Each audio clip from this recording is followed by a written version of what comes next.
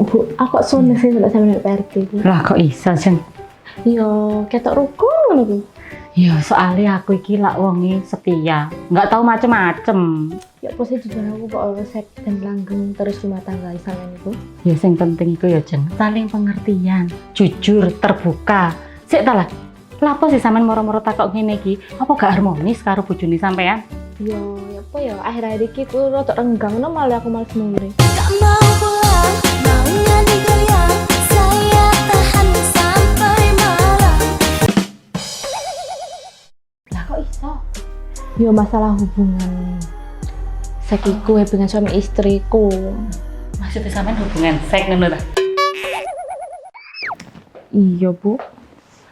Tapi selama iki hubungan seks itu masih tetap jalan toh? Tetep sih, tapi Ngene-ngene Jeng, sampean tak kei cara jitu. Pas sampean berhubungan karo bojoe sampean, iku sampean delok wajahe bojoe sampean. Pasti seneng Jeng. lah terakhir iku wajahnya jangan kewetok lek ngamuk nemen, Bu. Lah kok iso malah ngamuk? Soale pas iku dhek gak sengaja ndelok aku berhubungan tekan cendelo. Lah iku ya sampean sing gatel Jeng.